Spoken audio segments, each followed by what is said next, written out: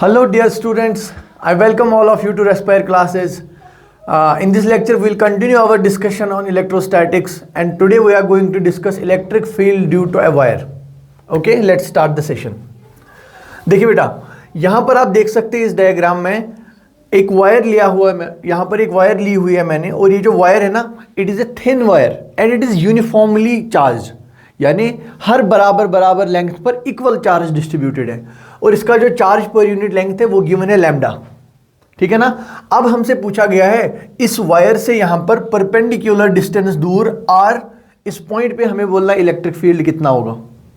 ठीक है ना, कंसेप्ट समझ गए कि क्या डिस्कस करना है मैं यहाँ पर। चलिए देखिए, before we start the actual derivation, तो मैं यहां पे आपको बता दूं कि इस वायर की वजह से इलेक्ट्रिक फील्ड के दो कंपोनेंट होंगे। ठीक है ना। एक कंपोनेंट होगा लाइक दिस, आप देख सकते हैं this electric field is perpendicular to this wire, so इसको मैं बोलूंगा ई परपेंडिकुलर। और एक और कंपोनेंट होगा जो पैरेलल होगा इस वायर के, since this wire is like this vertical, तो या तो वर्टिकली अप होगा ऐसे, वर्टिकली अप इस तरीके से, या तो ये इलेक्ट्रिक फील्ड वर्टिकली डाउन हो सकता है डिपेंडिंग अपॉन सम कंडीशन। मैं आपको अभी बताता हूं क्या होगा। ये जो ई परपेंडिकुलर कंपोनेंट जो है ये बराबर होता है के lambda divided by are into sine of theta one plus sine of theta two. Sir ये थीटा वन थीटा टू क्या है इसमें, ये देखिए, ये जो थीटा टू है ना, it is the angle subtended by the lower end of this wire at this point B, और ये जो थीटा वन है it is angle subtended by the top end of this wire at this point B. ठीक है ना। चलिए, और ये जो ई पैरेलल होता है, this E parallel is equal to K lambda by R, K lambda by R, just a second, mod of cos of theta one minus cos of theta two. ठीक है ना। तो यहां पर या तो ये ऊपर की तरफ होगा ये पैरेलल कंपोनेंट, या तो नीचे की तरफ होगा। अब मसला है कि ये ऊपर कब होगा, ये नीचे कब होगा।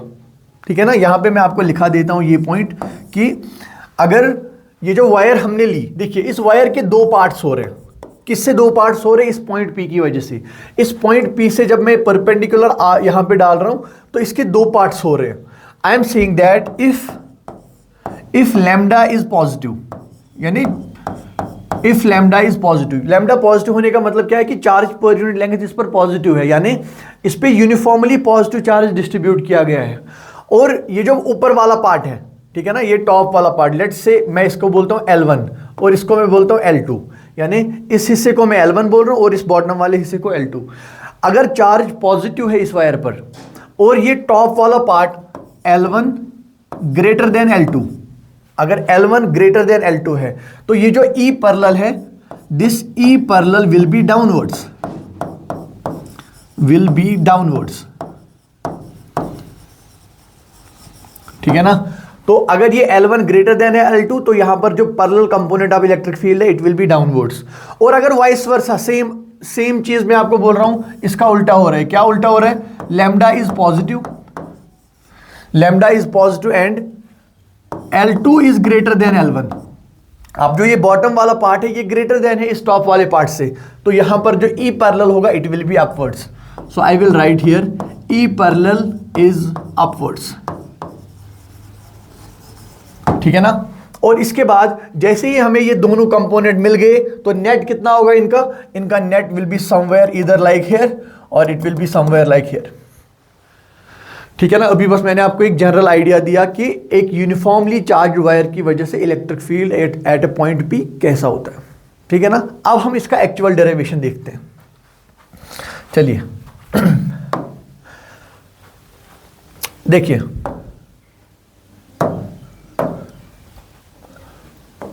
ये रहा हमारे पास यूनिफॉर्मली चार्ज्ड थिन वायर, इसका चार्ज पर यूनिट लेंथ है लैम्डा, और इससे r डिस्टेंस दूर यहाँ पर एक पॉइंट P है और हमें इस पॉइंट P पे इलेक्ट्रिक फील्ड निकालना है। टॉप एंड यहाँ पर एंगल कितना बना रहा है? Theta one. और ये जो बॉटम एंड है ये कितना एंगल बना रहा है? Theta two, theta two angle बना रही है। अब देखिए मैं क्या काम कर रहा हूं, मैंने आपको इससे पहले भी बताया है कि जब भी हमारे पास कंटिन्यूअस चार्ज डिस्ट्रीब्यूशन होंगी तो we take a differential element, और उस डिफरेंशियल एलिमेंट की वजह से हम छोटा सा इलेक्ट्रिक फील्ड देखते हैं, बाद में उसको इंटीग्रेट कर देते हैं। ठीक है ना। यहां पर देखिए मैं क्या काम कर रहा हूं, इस पॉइंट से लेकर इतना दूर यहां पर मैं एक डिफरेंशियल एलिमेंट ले रहा हूं जिसकी लेंथ है dx, और मैं मानता हूं कि इस पॉइंट से इस डिफरेंशियल एलिमेंट की डिस्टेंस है x। ठीक है ना। इस पॉइंट से x डिस्टेंस दूर में नीचे आया, यहां पर एक डिफरेंशियल एलिमेंट मैंने लिया कितना, dx। क्या हम इस डिफरेंशियल एलिमेंट का चार्ज निकाल सकते हैं? बिल्कुल निकाल सकते हैं इसका चार्ज होगा कितना, ऑब्वियसली बात है, it's charge will be dq and this dq is equal to lambda times dx। ठीक है ना। This will be the charge on this differential element. अब आप मुझे बताइए यहां पर ये डिफरेंशियल एलिमेंट है जिसका चार्ज है dq, इस डिफरेंशियल एलिमेंट की वजह से इस पॉइंट पर आप इलेक्ट्रिक फील्ड निकाल सकते हैं? बिल्कुल निकाल सकते हैं। जरा देखते हैं कितना होगा। इस पॉइंट पर जो इलेक्ट्रिक फील्ड होगा वो होगा dE। कितना होगा, dE। और ये dE किसके बराबर है, हमें पता है इलेक्ट्रिक फील्ड किसके बराबर होता है, kq divided by r square. तो यहां पर होगा dE, छोटा सा इलेक्ट्रिक फील्ड होगा k, और इसका जो चार्ज है वो है dq divided by r square. यानी इस डिफरेंशियल एलिमेंट और इस पॉइंट के बीच में जो डिस्टेंस है वो हमें कैलकुलेट करनी है। अब ये कैसे कैलकुलेट करेंगे, ठीक है ना बेटा, how would we calculate this distance. यहां पर देखिए, देखो मैं कंसिडर कर लूं कि ये हमने यहां पर थीटा, देखो जब मैं इस पॉइंट से नीचे आया ना तो यहां पर एक एंगल भी तो सबटेंड हुआ, उस एंगल को मैं बोल रहा हूं थीटा। ठीक है ना। आप एक काम करें बेटा, ये ट्रायंगल आप कंसिडर करें, कंसिडर दिस ट्रायंगल, एंड इस ट्रायंगल में मुझे बताइए कॉस ऑफ थीटा कितना होगा, कॉस ऑफ थीटा कितना होगा, बताइए जल्दी से। ये जो मैंने येलो से ये ट्रायंगल बनाया इसमें कॉस थीटा कितना होगा। देखिए मेरे हिसाब से कॉस थीटा होगा, ये तो r है यहां पर, this is r, cos theta will be based by hypotenuse, और हमें ये हाइपोटेन्यूज ही कैलकुलेट करना है। देखिए ये हाइपोटेन्यूज ही हमें कैलकुलेट करना है, तो ये हाइपोटेन्यूज होगा कितना, it will be r divided by cos of theta, और 1 बाय कॉस थीटा किसके बराबर होता है, ऑब्वियस सी बात है, और 1 by cos theta is sec theta, it will be r sec theta. तो हमें पता चल गया कि ये जो डिस्टेंस यहां से यहां तक है it is r sec of theta. तो डिफरेंशियल एलिमेंट क्या, सॉरी डिफरेंशियल इलेक्ट्रिक फील्ड क्या होगा, k dq divided by r square sec square theta. तो हमें मिला इस डिफरेंशियल एलिमेंट की वजह से यहां पर इलेक्ट्रिक फील्ड, छोटा सा इलेक्ट्रिक फील्ड। अब देखिए अगर ये एंगल यहां पर थीटा है तो वर्टिकली अपोजिट एंगल से ये भी थीटा बन जाएगा, और इस DE को रिजॉल्व करेंगे तो इस यहां पे हमें मिलेगा DE परपेंडिकुलर, यानी ये DE का वो कंपोनेंट है जो परपेंडिकुलर है इस वायर के, और यहां से मान लेते हैं हम एक और कंपोनेंट है, कौन सा, DE पैरेलल, DE पैरेलल। ठीक है ना। तो ये DE परपेंडिकुलर किसके बराबर होगा, it will be equal to DE cos of theta, और ये किसके बराबर होगा, it will be DE sine of theta. चलिए आई होप अभी तक आप बात समझ गए होंगे कि कैसे मैंने इसको रिजॉल्व किया। इनिशियली मेरे पास एक यूनिफॉर्मली चार्ज वायर था जिसका टॉप एंड θ1 एंगल सबटेंड कर रहा था एट पॉइंट P रहा ये वाला, और इसका जो बॉटम एंड है वो θ2 एंगल सबटेंड कर रहा था, कहां पर, पॉइंट P पर। अब मैं क्या काम कर रहा हूं, इस पॉइंट से मैं x डिस्टेंस नीचे आ रहा हूं और एक डिफरेंशियल एलिमेंट dx ले रहा हूं, और इस डिफरेंशियल एलिमेंट का चार्ज कितना है, लैम्डा dx। इस डिफरेंशियल एलिमेंट की वजह से इस पॉइंट पर कितना इलेक्ट्रिक फील्ड होगा, obviously k q divided by r square. तो k तो मैंने लिख दिया, dq कितना है, लैम्डा dx, और ये जो r स्क्वायर है ये किसके बराबर आया था हमें, r सेक ऑफ थीटा। ठीक है ना। हमें मिल गया था छोटा सा इलेक्ट्रिक फील्ड यहां पर। इस इलेक्ट्रिक फील्ड को मैंने रिजॉल्व किया, एक परपेंडिकुलर कंपोनेंट में, एक पैरेलल कंपोनेंट में। यानी अब अगर मुझे पैरेलल कंपोनेंट निकालना है मैं इसको सॉल्व करूंगा, अगर मुझे परपेंडिकुलर कंपोनेंट निकालना है मैं इसको सॉल्व करूंगा। इजी बात है। चलिए let's solve this perpendicular component first. देखिए अगर मैं ऐसे लिख दूं ई परपेंडिकुलर, यानी मैं देखना चाहता हूं इस पूरी वायर की वजह से परपेंडिकुलर कंपोनेंट कितना होगा, ऑब्वियसली बात है it will B integration of DE perpendicular. ठीक है ना। और इंटीग्रेशन कहां से कहां हो रही है, देखिए देखिए कहां से कहां हो रही है। ये डिफरेंशियल एलिमेंट सबसे पहले मैं यहां पर ले सकता था, इधर सबसे छोटा, तो वहां पर एंगल कितना होता, ऑब्वियसली बात है θ2, और जाते जाते जाते जाते इस टॉप पॉइंट पे पहुंचता तो उस टाइम एंगल कितना होता, θ1। लेकिन याद रखना हम एक्सिस से बॉटम जा रहे हैं, तो मैं लिमिट लूंगा -θ2 से लेकर θ1 तक, ठीक है ना। देखिए मैं रेफरेंस तो इस R को ले रहा हूं ना, तो R से ऊपर एंगल होगा पॉजिटिव, R से नीचे एंगल होगा नेगेटिव, तो इसीलिए मैंने लिमिट ली -θ2 से +θ1 तक। तो बस हमें परपेंडिकुलर कंपोनेंट मिल गया। Let's solve this further. E perpendicular will be equal to integration from θ2 to θ1। DE perpendicular is equal to DE cos of theta. DE के बदले में क्या लिख सकता हूं, I can write K dq is lambda dx divided by r square sec square theta and multiplied क्या होगा, cos of theta, multiplied by होगा cos of theta। अब आप यहां पे थोड़ा ध्यान से देखिए, ये इंटीग्रल इतना भी सिंपल नहीं है। देखिए सिंपल क्यों नहीं है, जब मैं इस सेंट्रल पॉइंट से ऊपर जा रहा हूं या नीचे आ रहा हूं, देखिए बेटा ये जो x है ना ये वेरी कर रहा है। देखिए अगर मैं यहां पर हूं तो x इक्वल टू 0, अगर मैं यहां पर आ रहा हूं तो x इक्वल टू x, अगर मैं इससे नीचे आऊं तो x का वैल्यू बढ़ता जाएगा। लेकिन जैसा जैसा इस x का वैल्यू बढ़ रहा है, ये थीटा भी तो बढ़ रहा है, यानी हमारे पास ये जो इंटीग्रल है ना ये दो पैरामीटर्स के साथ वेरी हो रहा है। बट हम क्या चाहते हैं, नहीं, हम इसको किसी ऐसे तरीके से मॉडिफाई करें ताकि ये सिर्फ एक पैरामीटर के साथ वेरी हो जाए, है ना, so that we can just integrate it with respect to that parameter. चलिए देखते हैं कैसे सॉल्व करेंगे। ये देखिए ये जो x है ना, यहां पर जो मैंने इससे पहले आपको ट्रायंगल बोला था, ये देखिए ये ट्रायंगल, इसी ट्रायंगल में मुझे बताइए कि tan ऑफ थीटा किसके बराबर होगा, ठीक है ना। देखिए बेटा यहां पर मैं आपको बता देता हूं tan ऑफ थीटा किसके बराबर होगा। यहां पर tan थीटा किसके बराबर होगा, ये बराबर होगा x डिवाइडेड बाय r। आप देखिए perpendicular by base, tan theta, इस थीटा का tan क्या होगा, परपेंडिकुलर है x, बेस है r, तो tan थीटा आ जाएगा x बाय r।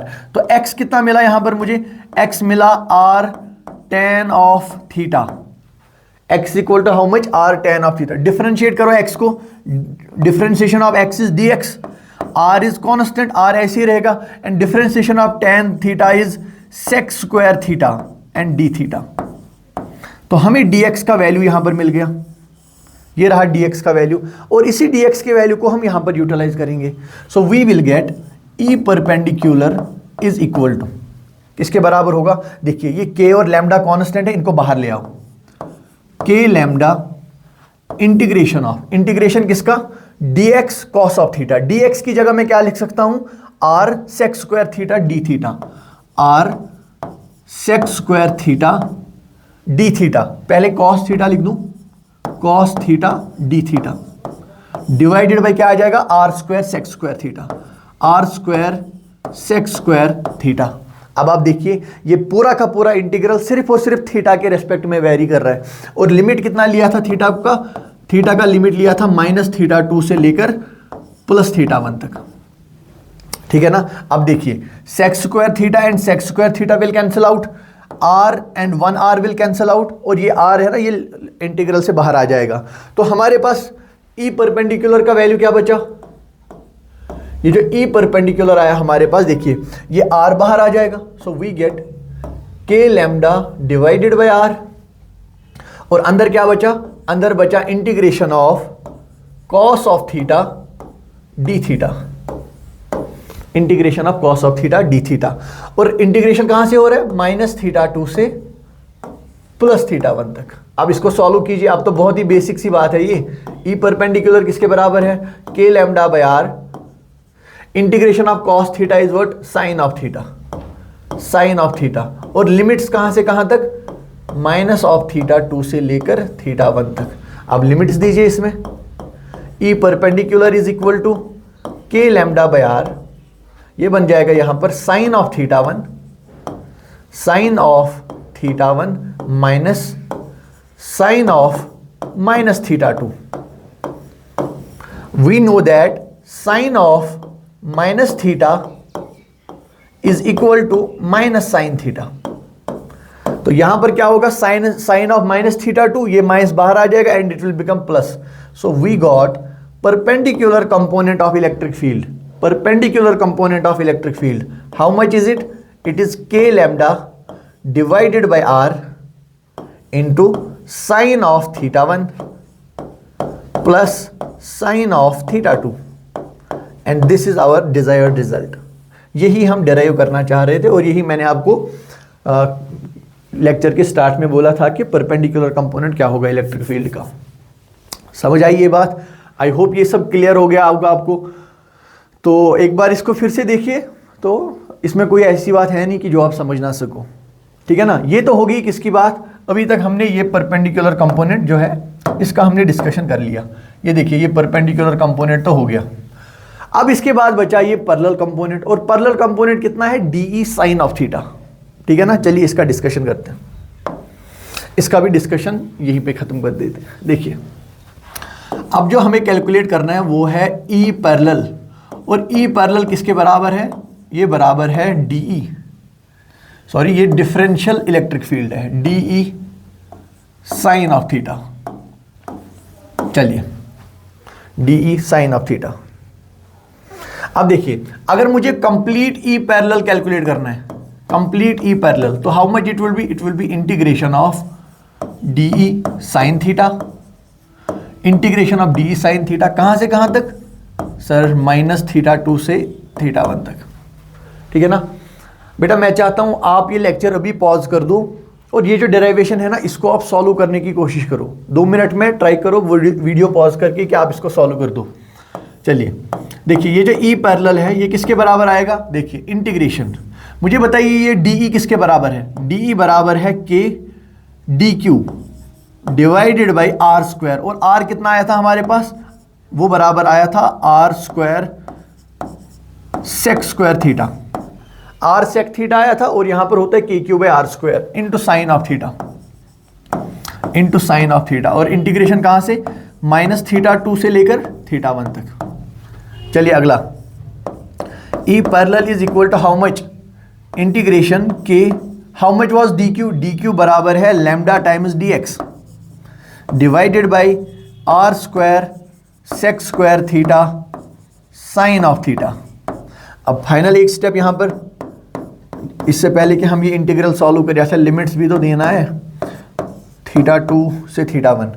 देखिए K लैम्डा, ये dx किसके बराबर आया था, अभी हमें dx बराबर आया था R सेक स्क्वायर थीटा, अभी मैंने डेराइव करके दिया था आपको, divided by R square sec square theta into sine of theta and D theta. ठीक है ना. ये dx बराबर आया था R sec square theta D theta. ठीक है ना. अब तो यहां से इजी है, अब तो यहां से आप खुद भी कर सकते हो. ये देखिए E पैरेलल किसके बराबर होगा, यहां से देखिए बेटा K लैम्डा तो बाहर आएगा क्योंकि दीज आर कॉन्स्टेंट्स, इनका इंटीग्रल के अंदर क्या काम, सेक स्क्वायर और सेक स्क्वायर कैंसिल, यहां से एक R और एक R कैंसिल, यानी यहां भी K लैम्डा बाय R बाहर, और बचा क्या, integration of sine theta D theta. अब तो ये बहुत ही बेसिक सी बात होगी, integration of sine theta D theta. चलिए आगे भी देखते हैं क्या होगा. E पैरेलल किसके बराबर होगा, K lambda divided by R. Integration of sine theta क्या होता है, it is minus cos theta, minus of cos theta. और इसकी लिमिट्स कहां से कहां तक, लिमिट्स है -θ2 से लेकर θ1 तक. ठीक है ना. चलिए आगे देखते हैं. E parallel is equal to how much, K lambda divided by R. ठीक है ना. तो पहले आप यहां पर क्या लेंगे, यहां पर आप वैल्यू लेंगे पहले माइनस ऑफ कॉस θ1, कॉस θ1, उसके बाद माइनस तो खुद का होगा. ठीक है ना. और ये माइनस माइनस प्लस बन जाएगा, we will get cos of -θ2. ठीक है ना. तो यहां से हमें क्या मिला, E पैरेलल का value, E parallel is equal to K lambda by R. देखिए कॉस ऑफ माइनस थीटा जो है, कॉस ऑफ माइनस थीटा जो है ये बराबर होता है कॉस ऑफ थीटा के. Cos minus theta is equal to cos of theta. तो कॉस माइनस थीटा की जगह मैं कॉस थीटा ही लिख दूं तो यहां पर आ जाएगा cos of θ2 minus cos of θ1, and this is our answer. ये रहा द रिजल्ट जो हमें चाहिए था. ठीक है ना। तो अभी तक हमें एक परपेंडिकुलर कंपोनेंट भी मिल गया, एक पैरेलल कंपोनेंट भी मिल गया, किसका, इलेक्ट्रिक फील्ड का। किसकी वजह से, एक यूनिफॉर्मली चार्ज्ड वायर की वजह से, ठीक है ना। अब हम एक बार बैक स्लाइड पे वापस आते। देखिए इनिशियली जब हमने ये डिस्कशन स्टार्ट किया था तो मैंने आपसे कहा था कि हमारे पास इलेक्ट्रिक फील्ड के दो कंपोनेंट्स होते हैं, एक परपेंडिकुलर कंपोनेंट, एक पैरेलल कंपोनेंट। और जो ये परपेंडिकुलर कंपोनेंट ये कितना था, k lambda by r sin theta 1 plus sin theta 2। और ये जो पैरेलल कंपोनेंट है या तो इधर अपवर्ड्स होगा या डाउनवर्ड्स होगा। उसकी कंडीशंस दोनों ये रही कि अपवर्ड कब होगा और डाउनवर्ड कब होगा। और ये किसके बराबर था, k lambda by r mod of cos theta 1 minus cos theta 2। I hope ये बात आप समझ गए होंगे। चलिए ओके एक छोटा सा एग्जांपल मैं लेके आया हूं यहां पर। देखिए सेम सिनारियो है जो भी मैंने आपको डेरिवेशन में बोला कि ये रहा यहां पर एक लॉन्ग वायर। इस वायर की वजह से r डिस्टेंस दूर यहां पर एक पॉइंट P है। इस पॉइंट P पे बताइए इलेक्ट्रिक फील्ड कितना होगा, ठीक है ना बेटे। तो मैं आपको अभी बता चुका हूं कि इस वायर की वजह से जो इलेक्ट्रिक फील्ड है इसके दो कंपोनेंट होंगे। आप देख सकते हैं यहां पर है 3r/4 और यहां पर है 4r/3। इसका मतलब ये बॉटम वाला पार्ट बड़ा है, this bottom part is 4r/3, यहां पर है 3r/4। तो सीधी सी बात है ये बॉटम पार्ट बड़ा है। अब अगर ये बॉटम पार्ट बड़ा है और इसका जो चार्ज डिस्ट्रीब्यूशन है वो लैम्डा है और बॉटम पार्ट बड़ा है, इसका मतलब है कि जो पैरेलल कंपोनेंट होगा इलेक्ट्रिक फील्ड का, it will B upwards. This will be how much? This will be E parallel and this will be E perpendicular. ठीक है ना। Let's calculate them separately here. पहले मैं बात करता हूं कि ये जो E perpendicular है ये किसके बराबर है। It is equal to K lambda divided by R into sin of theta 1 plus sin of theta 2, है ना। अब बस हमें क्या कैलकुलेट करना है, हमें एक तो ये थीटा 1 कैलकुलेट करना है और हमें ये थीटा 2 कैलकुलेट करना है, ठीक है ना। अगर यहां पर बेटा देखिए मैं आपको एक, इससे पहले भी मैं आपको एक स्पेशल ट्रायंगल के बारे में बता चुका हूं। एक स्पेशल ट्रायंगल होता है हमारे पास। देखिए क्या ट्रायंगल होता है स्पेशल। देखिए ये तो राइट एंगल ट्रायंगल है यहां पर, ठीक है ना। तो इस ट्रायंगल के साइड्स होते हैं 5, 4 एंड 3, ठीक है ना। तो ये होता है 5, एक साइड होता है 4 और एक और साइड होता है 3, ठीक है ना। तो आप पाइथागोरस थ्योरम से भी ये देख सकते हो कि ये वैल्यू बराबर आ जाएंगे। अब यहां पर मेरा एक पॉइंट है जो मैं चाहता हूं आप याद रहो, ये 5 साइड और 3 साइड के बीच में जो एंगल होता है ना ये 53 का होता है। 5, 3 इज 53। तो जो 5 वाला साइड है और जो 3 वाला साइड है इनके बीच में जो एंगल है ना वो 53 डिग्री है। बेटा ये वाला 90 है, 90 और 53, तो ये कितना बचा, ऑब्वियसली बात है ये 37 डिग्री बचा, क्योंकि 53 plus 37 it is 90, 90 plus 90 is 180। ये ट्रायंगल आप याद रखो। अब देखिए यहां पर ये जो ट्रायंगल बन रहा है ना ये बॉटम वाला ट्रायंगल, इसमें मुझे बताइए tan ऑफ थीटा कितना है। यहां पर इस ट्रायंगल में मुझे बताओ tan ऑफ थीटा 2 कितना है। ऑब्वियसली बात है it will B 4/3, 4r divided by 3 divided by r। तो r और r कैंसिल, हमें tan ऑफ थीटा मिला कितना, 4/3। तो मुझे बताइए बेटा इस ट्रायंगल में tan ऑफ थीटा 4/3 कब होगा। देखिए tan ऑफ 53 कितना होगा, tan ऑफ 53 विल बी 4/3। बस ये एंगल थीटा 2 जो है ये 53 डिग्री का होगा। फिर से देखिए एक बार, यहां पर tan ऑफ 53 कितना होगा, 4/3 बेस बाई परपेंडिकुलर। देखिए tan of 53 is how much, tan of 53 is how much, it is 4/3। और यहां पर कितना, tan ऑफ थीटा 2 इज 4/3। तो यहां से मुझे पता चला ये जो थीटा 2 है ये किसके बराबर है, 53 डिग्री के बराबर है। इसमें भी देखिए बेटा ये वाला ऊपर वाला ट्रायंगल है, इसमें मुझे बताइए tan ऑफ थीटा 1 कितना होगा, tan ऑफ थीटा 1 कितना होगा। ऑब्वियसली बात है it will be 3r/4 into divided by r, r और r cancel, it will B 3/4। तो इस ट्रायंगल में tan ऑफ थीटा 1 आया 3/4। तो मुझे बताइए tan थीटा 3/4 कब होगा। tan 37 देख लो यहां पर, tan of 37 degree, it will B perpendicular by base, ठीक है ना। कितना होगा यहां पर tan theta, it will B 3/4। इसका मतलब है यहां पर ये जो थीटा 1 है, ये थीटा 1 कितना है, थीटा 1 है हाउ मच, 37 डिग्री, 37 डिग्री का आ गया थीटा 1। अब देखिए बेटा यहां पर हमें ई परपेंडिकुलर कैलकुलेट करना है, तो कैसे कैलकुलेट करेंगे, K lambda by R into sine of theta one. Theta one कितना आया, थीटा वन आया 37 डिग्री। इस ट्राइंगल में मुझे बताओ साइन 37 किसके बराबर होगा, साइन 37 बराबर होगा 3/5 के। बेटा इतनी ट्रिग्नोमेट्री तो आपको आनी चाहिए। और साइन ऑफ थीटा टू है 53 डिग्री, तो साइन ऑफ 53 कितना होगा 4/5।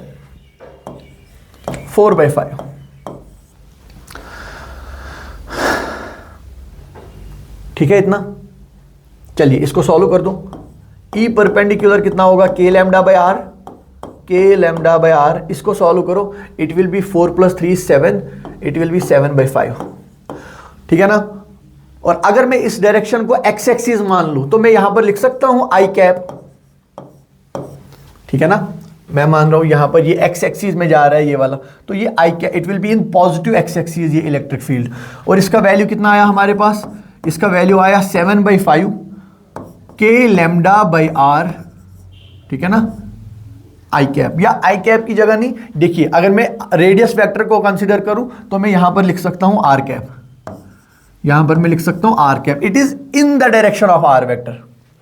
ठीक है ना, यहां पर भी आर कैप लिख दो, where this R is a unit vector in the direction of this are.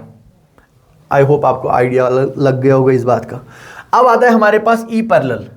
चलिए देखते हैं ये ई पैरेलल किसके बराबर होता है। ई पैरेलल इज फिर से के लैम्डा बाय आर, और यहां पर क्या, mod of cos theta 2 minus cos theta 1। ठीक है ना, इसको सॉल्व करते हैं तो कॉस ऑफ थीटा 2 कितना है हमारे पास 53 degree, modulus of cos of 53 minus cos of 37 degrees. अभी देखते हैं कॉस 53 किसके बराबर होगा, बताइए कॉस 53 किसके बराबर होगा इस ट्रायंगल में, it will B 3/5 minus cos 37 कितना होगा यहां पर बताइए, cos 37 it will B 4/5, it will B 4/5। इसको सॉल्व करते हैं, it will be how much, it will B -1/5 और मॉड्यूलस से 1/5 बन जाएगा। और हमारे पास नेट वैल्यू कितना आया ई पैरेलल का, इट इज 1/5 के लैम्डा डिवाइडेड बाय आर। ये रहा 1/5 के लैम्डा डिवाइडेड बाय आर। तो यहां पर वैल्यू कितना होगा, इट विल बी 1/5 के लैम्डा डिवाइडेड बाय आर। ठीक है ना, तो ये हमें मिल गया। और ये क्या होगा, since 4/3 is larger so it will be here upward direction, इस ऊपर वाली डायरेक्शन में ये इलेक्ट्रिक फील्ड होगा। और बाकी हम जानते हैं इन दोनों इलेक्ट्रिक फील्ड्स के बीच में 90 डिग्री का एंगल है, तो इनका रिजल्टेंट क्या होगा, यही बीच में से ही कहीं पे रिजल्टेंट होगा, and you can calculate that. ठीक है ना, I hope you got this concept. थोड़ा सा मैं चाहता हूं कि आप थोड़ा सा ध्यान लगाओ इस स्पेशल ट्राइंगल पे, क्योंकि काफ़ी सारे क्वेश्चंस में ना सिमिलर 37 और 53 डिग्री के एंगल्स पे क्वेश्चन पूछे जाते हैं। तो एक बार इस स्पेशल ट्राइंगल को देख लो। बस एक पॉइंट याद रखने वाला है कि जिस साइड की लेंथ 5 है और जिस साइड की लेंथ 3 है उनके बीच में एंगल 53 होगा। बस you have to remember this much. बाकी तो आपको पता है ये 90 हुआ तो ये 37 बन जाएगा। ठीक है ना ये बात। चलिए अब आते हैं एक और चीज पर। यहां पर देखिए अभी हमारे पास है semi infinite wire. Semi infinite wire का मतलब होता है कि देखिए ये हमारे पास एक वायर है, ये हमारे पास एक वायर है। इस वायर का लोअर एंड तो हमें पता है, we know about the lower end of this wire, but इसका जो अपर एंड है ये वाला, ये इनफाइनाइट है, इसके बारे में हमें नहीं पता। इट इज इनफाइनाइट, इसलिए मैं ये डैश से लिख रहा हूं। और हमें पूछा जा रहा है कि यहां पर बॉटम वाले पॉइंट से आर डिस्टेंस दूर यहां पर एक पॉइंट P है, आप हमें बताओ इस पॉइंट पर इलेक्ट्रिक फील्ड कितना होगा। This is semi infinite wire. समझ आ गया। एक वायर है हमारे पास जिसका एक एंड इनफाइनाइट पर है और दूसरे एंड के कोऑर्डिनेट्स हमें पता है, we know where it lies. तो इस बॉटम वाले एंड से आर डिस्टेंस दूर एक पॉइंट है, हमें पूछा जा रहा है इस पॉइंट पर इलेक्ट्रिक फील्ड कितना होगा।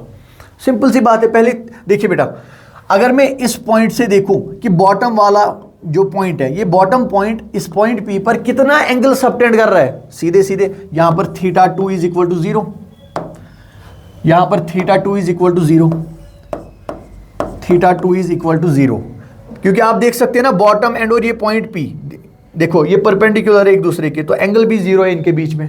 और दूसरा रहा बात, ये वाला एंगल कितना होगा, ये वाला एंगल कितना होगा।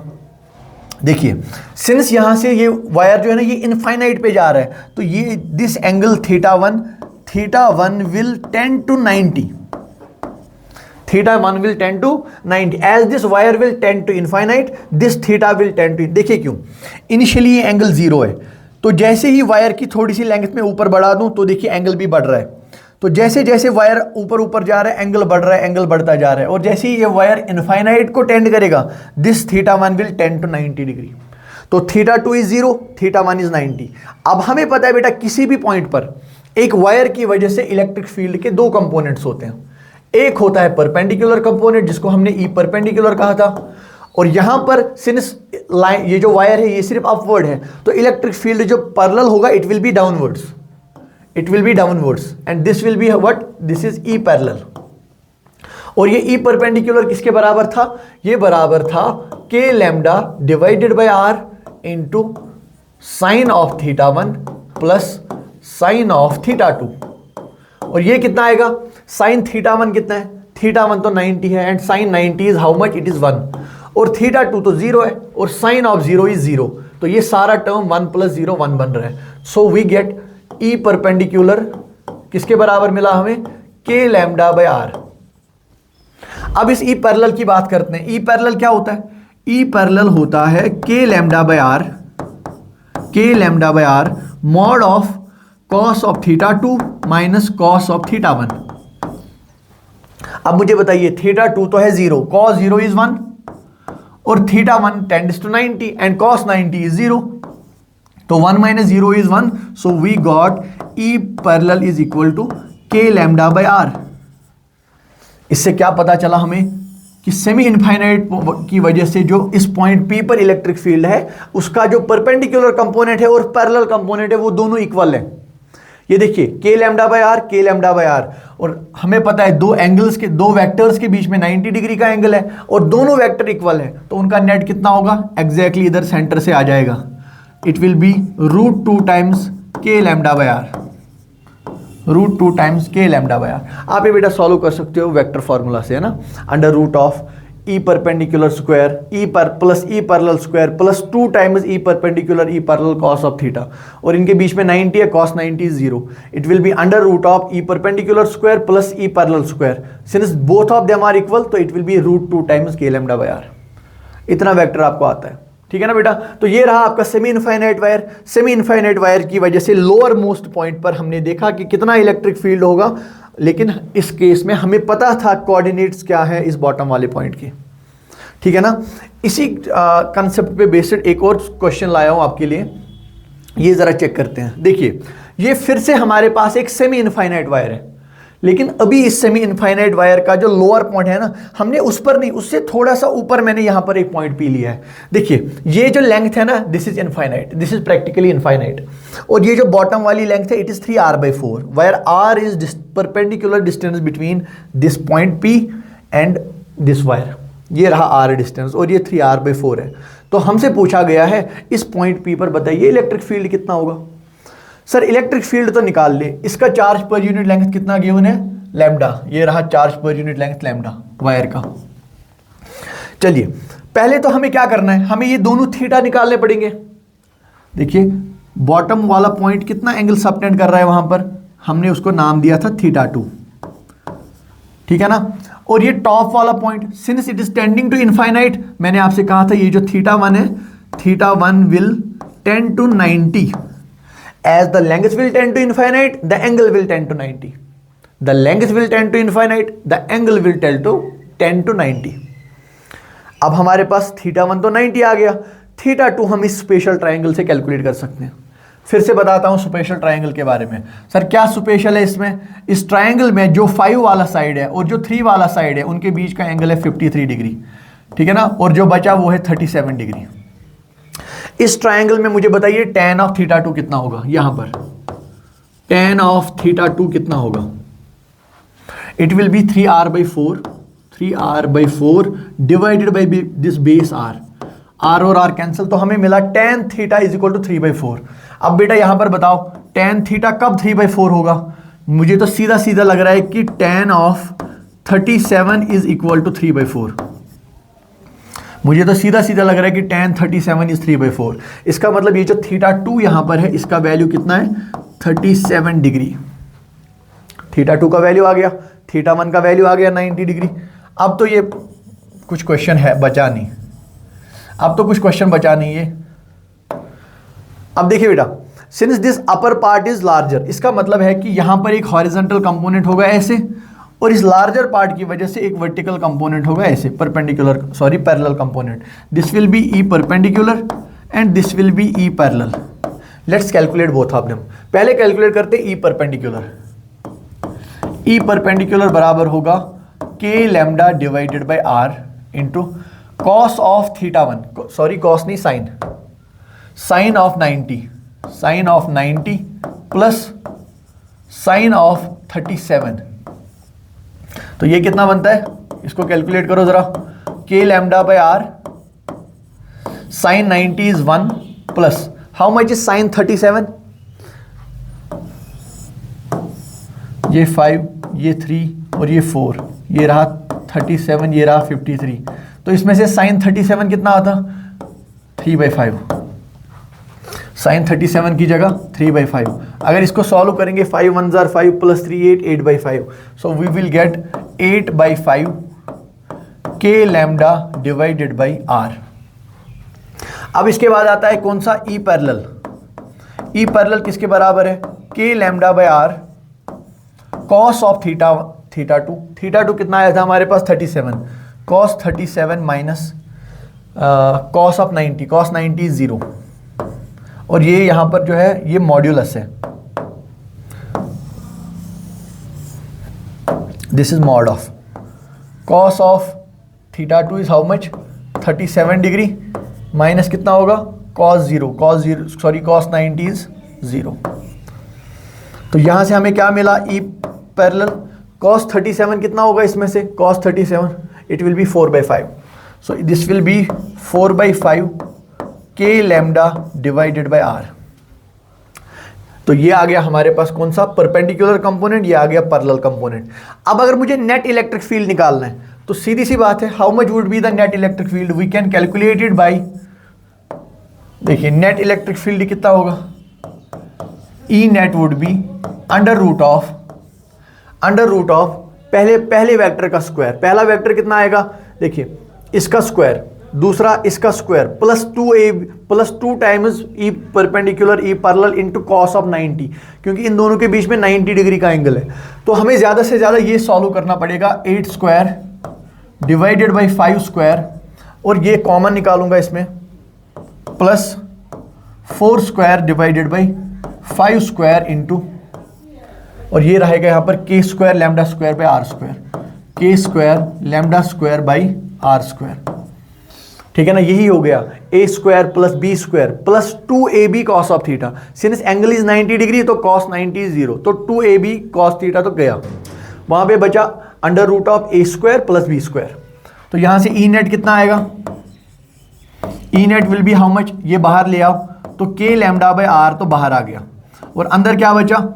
अब देखिए बेटा, इसमें से मैं 5 का स्क्वायर, ये तो मैं कॉमन ला सकता हूं 5 का स्क्वायर, तो 5 का स्क्वायर रूट से बाहर आ जाएगा, तो ये रहा 5 यहां पर। अंदर कितना बचा? 8 square is 64 plus 4 square is 16। So how much is it? 16, 6 plus 64 is 70, ये 80 बन गया। So this is under root of 80 K lambda divided by 5r। ठीक है ना, और इसको मैं कैसे फर्दर सॉल्व कर सकता हूं? चलिए फर्दर सॉल्व करने की जरूरत है नहीं, वो आप देख सकते हो फिर आगे। और इसकी ये जो डायरेक्शन है, इसका net direction will be somewhere here, ठीक ना। You can also calculate the theta. तो मेरा बस ये कहने का मतलब था कि यहां पर हमें कैसे इलेक्ट्रिक फील्ड निकाल सकते हैं, और किस डायरेक्शन में इलेक्ट्रिक फील्ड होगा ये हमें पता चल जाएगा कि इसकी लेंथ ज़्यादा है या इसकी लेंथ ज़्यादा है। ठीक है ना। तो ओवरऑल हमने अभी तक डिस्कस किया कि electric field due to uniformly charged wire क्या होगा, हम ये θ1 और θ2 कैसे कैलकुलेट कर सकते हैं, सेमी इनफाइनाइट का केस क्या है, और हमने 2 बेसिक सी एग्जांपल्स भी इस पे डिस्कस की। ठीक है ना। तो आज का लेक्चर हम यहीं पर कंक्लूड करते हैं। नेक्स्ट लेक्चर में इससे आगे वाला डिस्कशन हम करेंगे। Thank you so much.